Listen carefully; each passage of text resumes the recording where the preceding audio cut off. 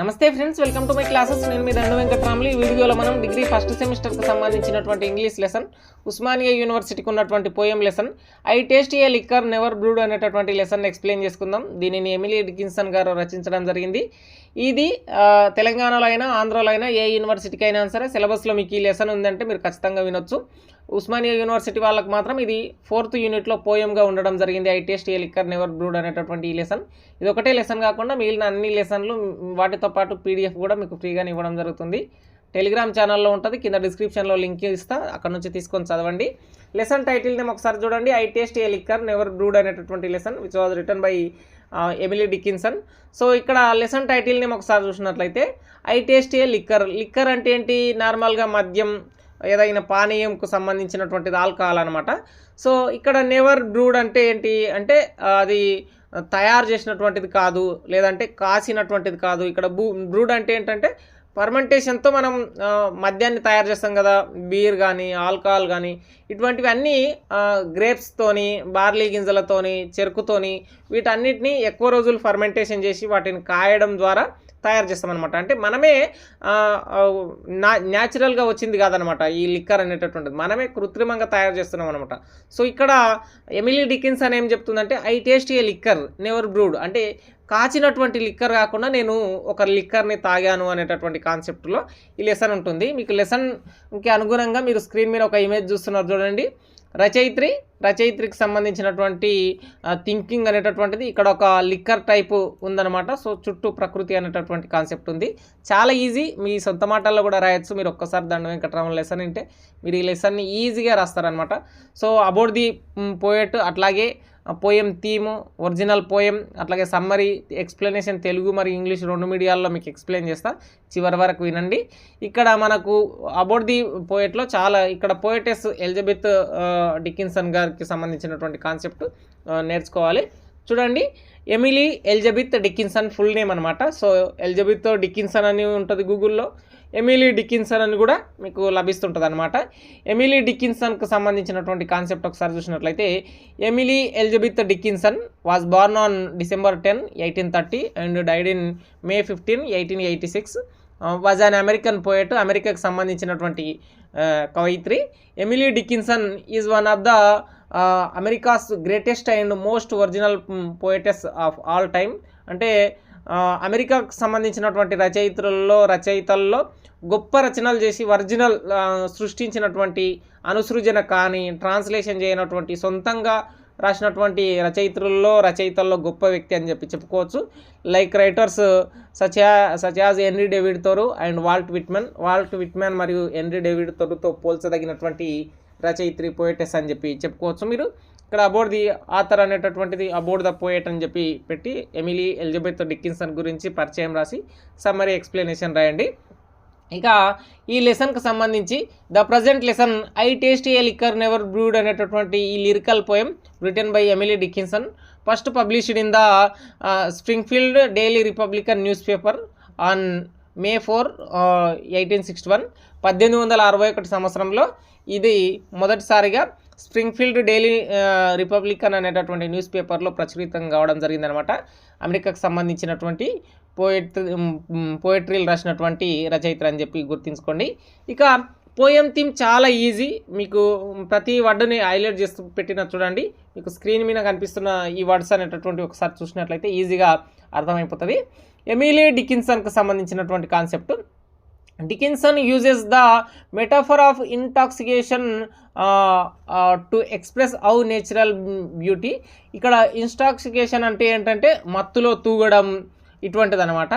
So Emily Dickinson ప్రకృతి యొక్క గొప్పతనాన్ని, అందాన్ని గురించి వర్ణిస్తూ ఆ మత్తులో రాసినటువంటి కాన్సెప్ట్ అనమాట.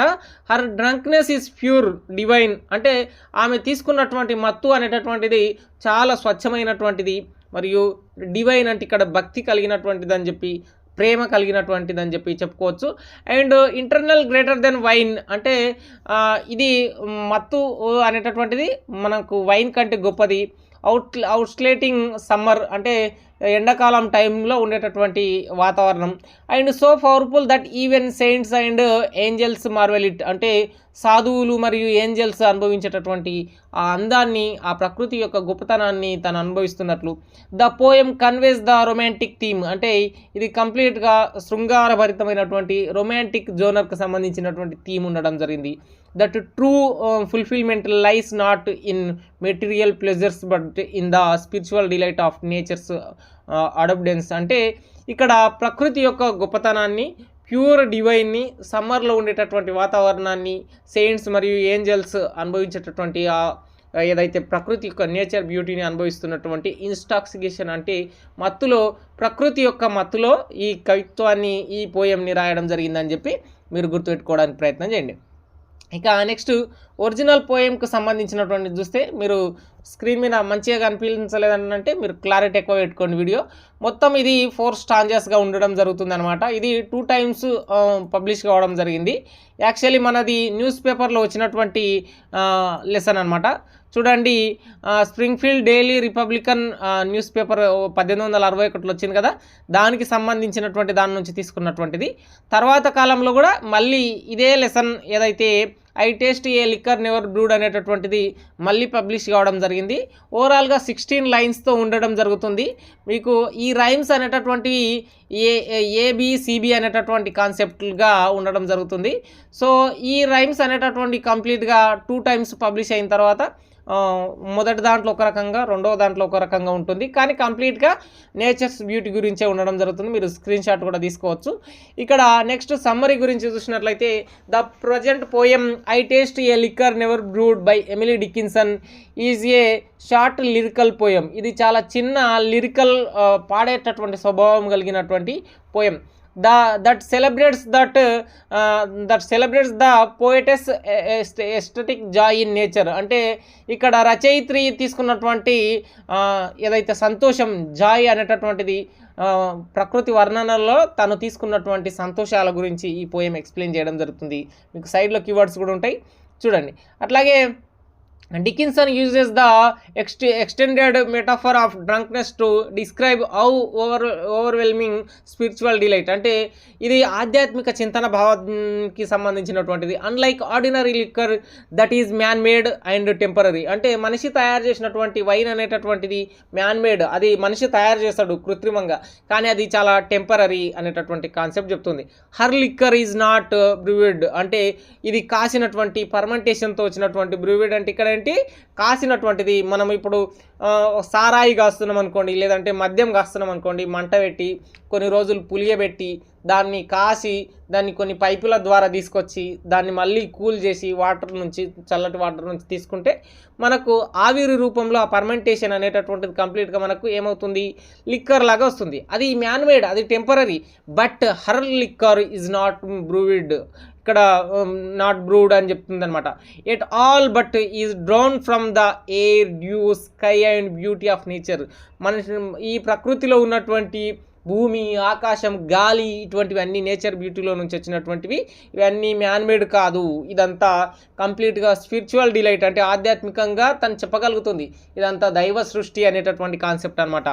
So the poem reflects on glorious summer day, అంటే ఇది ఒక ఎండాకాలపు వాతావరణాన్ని తెలియజేయడం జరుగుతుంది. The poem speaker imagines drinking so deeply and joyously of nature's beauty that even the angels runs to there window to watch the speaker's happy moments, అంటే speaker ఈ ప్రకృతికి సంబంధించినటువంటి ఆ వైన్ ఏదైతే తీసుకుంటుందో, ఆ జాయ్ఫుల్నెస్ ఏదైతే మూమెంట్ చేస్తూ సంతోషంగా ఉంటుందో, ఈ ఇంటాక్సికేషన్ అంటే తను మత్తులో ఉంటుందో, దాన్నంతా ఏంజల్స్ మరియు సెయింట్స్ అంటే సాధువులు కిటికీలు తెరిచి మరి స్పీకర్ వైపు చూస్తున్నారు, ఆ హ్యాపీ మూమెంట్స్ వైపు చూస్తున్నారు అని చెప్పి ఈ పోయంలో రాయడం జరుగుతుంది. సమ్మరీ మొత్తం మీకు స్క్రీన్ మీద కనిపిస్తున్న ఈ ఒక్క పేజీ చాలు, స్క్రీన్ షాట్ తీసుకొని దీన్ని ఎగ్జాక్ట్లీ రాయండి, మీకు ఈ ఎగ్జామ్లో భయమే లేదు. సో మీరు ఈ వర్డ్ కూడా, ఈ లైన్ కూడా రాయండి. The poem first appearing in 1861 in the news paper the Springfield daily Republican news paper అని చెప్పి రాయండి. ఇక్కడ ఏమేమి చెప్తుందో ఒకసారి మళ్ళీ కీవర్డ్స్ చూసినట్లయితే, రచయిత్రి ఒక నేచర్కి సంబంధించినటువంటి ఎస్థెటిక్ జాయ్ గురించి చెప్పడం జరుగుతుంది. అంటే తను సంతోషకరమైనటువంటి వాతావరణాన్ని తెలియజేస్తుంది. తను తీసుకుంటున్నటువంటి డ్రింక్ అనేటటువంటిది నాట్ మ్యాన్ మేడ్, అది మనిషి తయారు చేసినటువంటిది కాదు, అది కంప్లీట్గా దైవం తయారు చేసినటువంటిది అని చెప్పి సమ్మర్లో ఉండేటటువంటి వాతావరణాన్ని తెలియజేస్తుంది. స్వచ్ఛమైనటువంటి గాలి, భూమి, ఆకాశం, బ్యూటీ ఆఫ్ నేచర్స్ గురించి తెలియజేయడం జరుగుతుంది. ఆమె సంతోషకరమైనటువంటి, ఆమె జాయ్ఫుల్గా ఉన్నటువంటి ఆ కాన్సెప్ట్లో ఆమె ఇమాజినేట్ చేసుకుంటుంది. తను సంతోషంగా ఆ విధంగా ఉంటే సెయింట్స్ మరియు ఏంజల్స్ అనేటటువంటి వాళ్ళు ఏం చేస్తారంట, పరిగెత్తుకుంటూ వచ్చి మరి విండోస్ తలుపులు తెరుచుకొని స్వర్గం నుంచి ఆ హ్యాపీ మూమెంట్స్ని చూస్తారు అని చెప్పి చెప్పడం జరుగుతుంది. ఇక నెక్స్ట్ చూసినట్లయితే ఈ ఎక్స్ప్లెనేషన్లో ఈ విధంగా రాయండి. ఇంతకుముందు అడిది మీరు ఇంట్రొడక్షన్ అని చెప్పి ఈ line first, the poem first appearing అనేటటువంటి దాన్ని ఫస్ట్ లైన్గా రాయండి. రాసి మీరు సమ్మరీ అనేటటువంటి స్టార్ట్ చేయండి. సమ్మరీలో ఖచ్చితంగా about the author, about the poet అని చెప్పి కొంచెం రాయాలి. రాస్తేనే మంచి మార్కులు వస్తాయి. చూడండి, I'm drinking a mysterious liquor, నేను తీసుకుంటున్నాను ఒక వైవిధ్యభరితమైనటువంటి మందు అని చెప్పి చెప్తుంది. That does not exist from glorious purely mug, అంటే నేను తీసుకున్నటువంటి ఆ మగ్లో ఉన్నటువంటి ఆ లిక్కర్ అనేటటువంటిది చాలా వైవిధ్యభరితమైనది. Even the famous wine grapes of, అంటే ఇక్కడ గ్రేప్స్ నుంచి తయారు చేసినటువంటి మందు కాదు అది, లిక్కర్ లైక్ దిస్ వన్, అంటే అది కూడా could not produce A liquor like this one, అంటే నేను తీసుకున్నటువంటి ఈ లిక్కర్ లాగా తయారు చేసినటువంటి గ్రేప్స్ నుంచి తయారు చేసినటువంటి లిక్కర్ ఖచ్చితంగా ఉండదు, అంత టేస్టీగా ఉండదు, నేను అంత మత్తులోకి ఇన్టాక్సికేషన్గా వెళ్తున్నాను. I'm getting drunk on the air, అంటే నేను పీలుస్తున్నటువంటి గాలి, and cannot get enough of the dew, I treasure through glorious infinite summer days, అంటే నేను ఈ ఎండాకాలపు వాతావరణంలో ఉంటున్నటువంటి ఇవన్నీ కూడా ఎలా ఉంది, at the burning blue sky, అంటే మండుతున్నటువంటి ఈ సూర్యుడు ఎండ తాపంతో ఈ ఆకాశం కింద నేనున్న ఏ డ్రంక్ స్టాప్ ఎట్ పబ్స్, అంటే నేను పబ్బులలో కానీ బార్లలో కానీ తాగుతున్నటువంటి డ్రింక్ కంటే ఇది గొప్పగా ఉంది, ఇంకా అంతకంటే రుచికరంగా ఉంది అని చెప్పి చెప్పడం జరుగుతుంది. ఈవెన్ వెన్ ద ఫ్లవర్స్, అంటే ఈ పుష్పాలన్నీ ఎంత అందంగా ఉన్నాయి, క్విక్అవుట్ బీస్, అంటే ఈ తేనెటీగలన్నీ ఎంత అందంగా ఉన్నాయి. అట్లాగే మరేం చెప్తుంది, బటర్ఫ్లైస్ గురించి చెప్పడం జరుగుతుంది. ఇవి గాలి గురించి చెప్తుంది, తేనెటీగల గురించి చెప్తుంది, బటర్ఫ్లైస్ గురించి చెప్తుంది.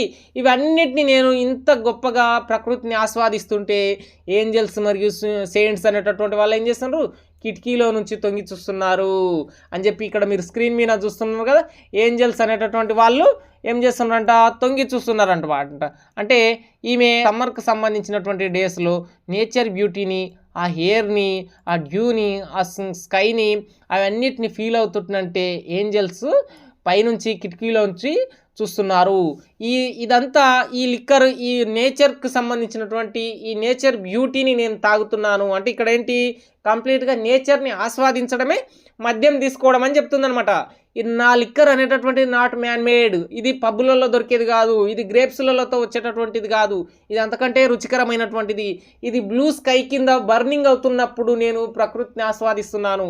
ఈ బ్లూ స్కై కింద ఉన్నటువంటి నా పబ్ అనేటటువంటిది, ఈ ప్రకృతి అనేటటువంటి ఈ పబ్ అనేటటువంటిది, లిక్కర్ పబ్బులు ఉంటాయి కదా నార్మల్గా, వాటికంటే గొప్పయి. సెయింట్స్ ఏంజల్సే ఆశ్చర్యపోతున్నారు, నేను అటువంటి పానీయాన్ని తాగుతున్నాను, నేను జాయ్ఫుల్ని చేస్తున్నాను, నేను ఎయిర్ని స్వచ్ఛమైన గాలిని పీల్చుతున్నాను, నేను స్వచ్ఛమైన వాటర్ తాగుతున్నాను, ఫ్రెష్నెస్ ఎయిర్ అని చెప్పి చెప్పడం జరుగుతుంది. సమ్మర్ డేస్లో ఇటువంటి కాన్సెప్ట్ ఉంటుంది. ఇక్కడ మీరు ఒక్కొక్కటి మళ్ళీ మెన్షన్ చేస్తూ చూపించడం చూడండి. మొదట దేని గురించి చెప్పింది, ఫ్రెష్నెస్ ఆఫ్ ఎయిర్, గాలి గురించి చెప్పింది. ఆ తర్వాత సమ్మర్ డేస్లో ఉండేటటువంటి బ్లూ స్కై ఏ విధంగా ఉంటుంది, సూర్యుడు తాపం కింద మేఘాలు ఏం లేకుండా ఎండాకాలంలో మొత్తం స్వచ్ఛంగా ఆకాశం బ్లూ స్కైగా కనిపిస్తుంది కదా. అప్పుడు పబ్బులలో ఉండేటటువంటి మద్యం కంటే నేను తాగేటటువంటి ఈ మద్యం అనేటటువంటిది చాలా జాయ్ఫుల్ని ఇస్తుంది.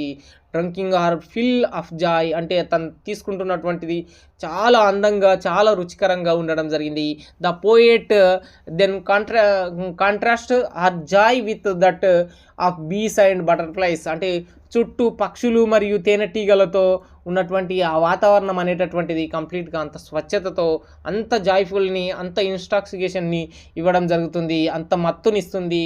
ఎసెన్షియల్గా నేను తీసుకున్నటువంటి ఇదంతా చాలా బాగుంది. గాడ్ క్రియేచర్ అనేటటువంటిది ఈ సమ్మర్ డేస్లో ఉండేటటువంటి అంటే శీతాకాలం అయిపోయిన తర్వాత ఎండాకాలం మూమెంట్లో అంత చుట్టూ ప్రకృతి పచ్చగా ఆకులతో వస్తుంటుంది కదా, ఆ ఆకులతో వచ్చినటువంటిది అదంతా ఎంతో అందంగా కనిపిస్తుంటుంది, ఎంతో స్వచ్ఛంగా ఉంటుంది. ఆ ప్రకృతిని ఆస్వాదిస్తున్నట్లు పోయటెస్ మనకి ఇక్కడ ఎమిలీ డికిన్సన్ గారు చెప్పడం జరుగుతుంది. The final stanza the poets ఏం చెప్తుందంటే డివైన్ లెవెల్ అంటే ఈ వాతావరణాన్ని అంతా ఈ భక్తి తత్వంగా ఉన్నటువంటి స్పిరిచువల్ మూమెంట్ స్పిరిచువల్ డిలైట్ని ఏం చెప్తుందంటే it's never brood is not about physical drinking. ఇదంటే చేతితో తీసుకొని ఒక మగ్గులో పోసుకొని తాగేటటువంటి సారాయి కషాయం వంటిది కాదు, but about Joy in nature అంటే ప్రకృతి యొక్క గొప్పతనాన్ని బ్యూటీని జాయ్ఫుల్గా తీసుకోవడం. ఇదంతా ఫిజికల్ డ్రింకింగ్ అంటే తాగడం నోట్లో వాటర్ పోసుకొని తాగినట్లు కాదనమాట, ఇది కంప్లీట్గా నేచర్ బ్యూటీని చూస్తున్నటువంటిది అని చెప్పి చెప్పవచ్చు అనమాట. ఇక కంక్లూజన్ చూడండి, Dickinson uses the metaphor of intoxication to express how nature's beauty అంటే ప్రకృతి యొక్క చిత్రణ ఎట్లా ఉంది దాన్నే మత్తుగా ఫీల్ అయ్యింది. Her drunkenness is pure divine and internal greater than wine outstanding summer and so powerful that even saints and angels marvel at it. The poem conveys the romantic theme that true fulfillment lies not in material pleasures but in the spiritual delight of nature adoptions అని చెప్పి చెప్తుంది. సారాంశం మీకు తెలుగులో కూడా లభిస్తుంది, మీరు screen shot తీసుకోవచ్చు చూడండి.